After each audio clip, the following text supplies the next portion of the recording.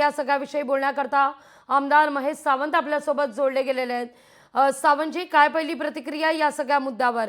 अतिशय खरं तर मानाचं हे स्थान प्रत्येक शिवसैनिकांच्या मनामनातलं आणि दादरमधलं सुद्धा, आणि अशा या स्थितीत ही अशी घटना घडणं ही कोणतरी बेकराची औलाद आहे जो असे कृत्य करतोय।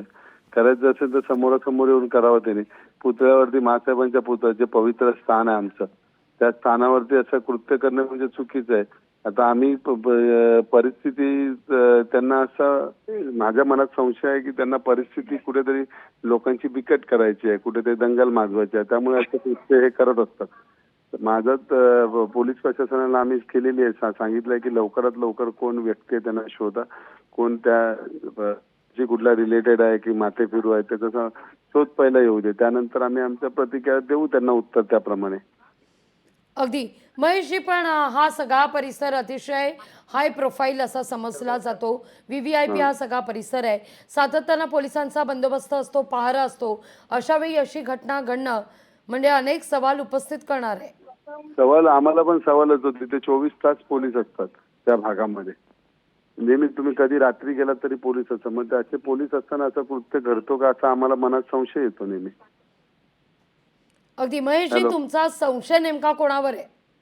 संशय आता आपण दाट घेऊ शकत नाही। पोलीस प्रशासन म्हणाले की दुपारपर्यंत आम्ही सांगतो तुम्हाला की आम्ही फुटेज आणि सगळं चेक करून आम्ही तुम्हाला सांगतो की कोण आहे तो व्यक्ती, त्याचा शोध चालू आहे। त्यामुळे संशय घेणं चुकीचं आहे कोणावरती।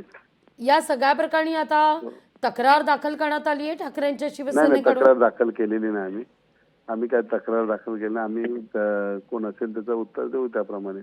त्याचा कोण आहे पोलीस प्रशासन शोधतात आहे त्या पद्धतीने। अगदी अगदी शेवटचा सवाल महेशजी, या सगळ्या प्रकरणी ठाकरेंची शिवसेना तक्रार दाखल करणार नाही असं तुम्ही म्हणताय, मग काय तुमच्या समोर पर्याय असेल? तक्रार म्हणजे पहिला फुटेज शोधू दे तरी पोलिसांनी। आता पोलीस आले, DCP स्वतः आलेत, म्हणजे ती एक ऑफिशियली पोलीसच तक्रार करणार आहे याच्यावरती, आम्ही करण्यापेक्षा। आणि पोलीस शोधून काढतील, बघू आता शोधल्यानंतर आम्हाला समजेल काय कृत्य कोणाचं आहे ते।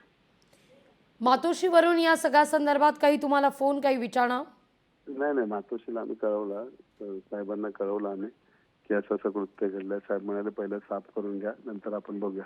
पोलीस आहेत का, पोलीस शोध घेतील, त्याच्यानंतर आपण आपली प्रतिक्रिया देऊ।